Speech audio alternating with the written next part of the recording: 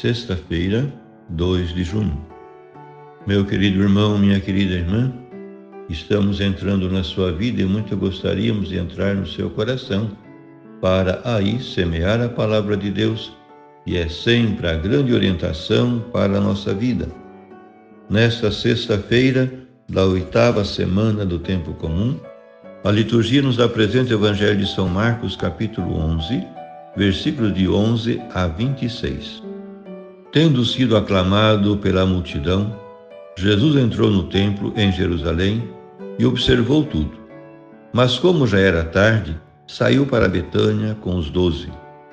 No dia seguinte, quando saíam de Betânia, Jesus teve fome.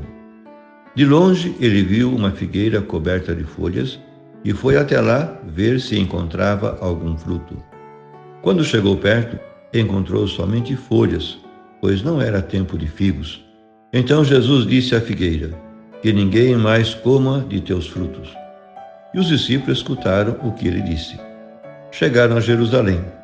Jesus entrou no templo e começou a expulsar os que vendiam e os que compravam no templo. Derrubou as mesas dos cambistas e as cadeiras dos vendedores de pombas. Ele não deixava ninguém carregar nada através do templo. E ensinava o povo dizendo: não está escrito: minha casa será chamada casa de oração para todos os povos?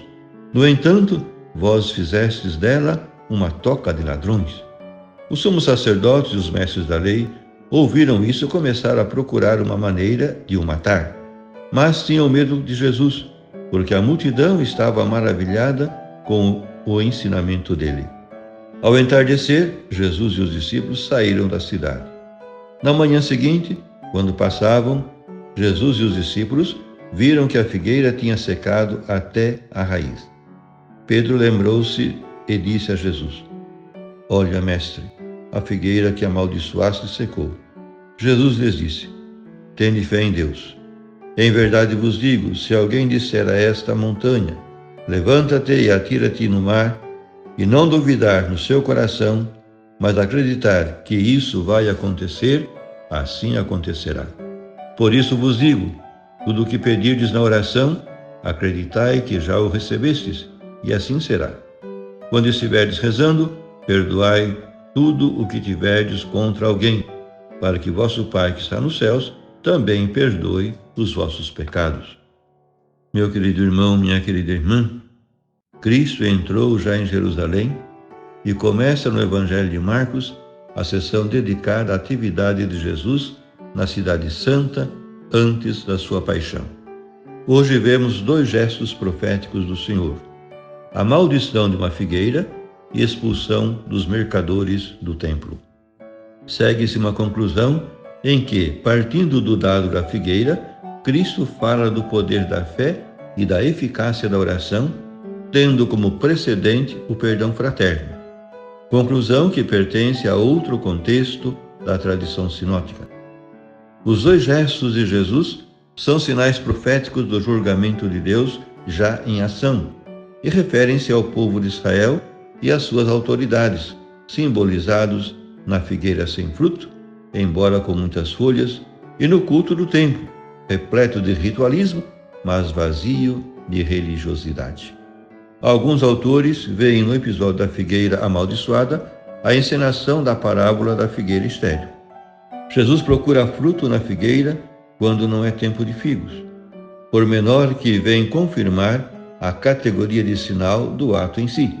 Não é a infrutuosidade da figueira o que interessa, mas a do povo israelita, que não tem desculpa depois de tantas atenções e avisos de Deus.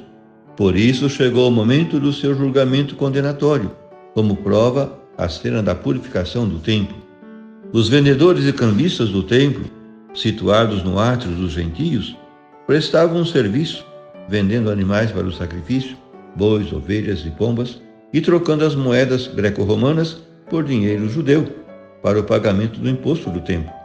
Com frequência, os peregrinos eram explorados, e com tal comércio, a casa de Deus tinha deixado de ser casa de oração para todos os povos, convertendo-se em covil de ladrões, diz Jesus citando os profetas Isaías e Jeremias.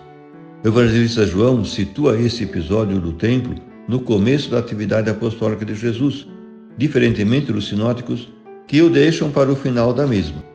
Depois de purificar o templo à sua maneira, expulsando os vendedores e cambistas, Jesus fala de si próprio como um novo templo para uma nova religião e alianças novas.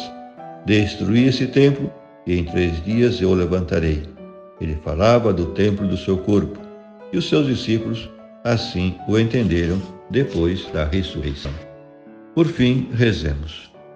Bendito sejas, Pai, porque em Cristo teu Filho estabeleceste com o teu povo uma aliança nova, em que ele é religião, culto e templo novos.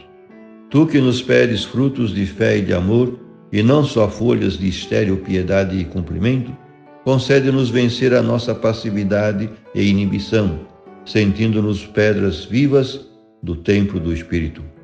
Queremos, Senhor, transvasar o culto para a vida, o mundo, os irmãos, o trabalho e a família.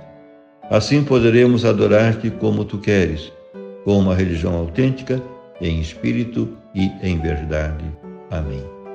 E a você, meu querido irmão, minha querida irmã, que me acompanhou neste encontro com a Palavra de Deus, desça sobre ti a bênção de Deus Todo-Poderoso, Pai e Filho e Espírito Santo.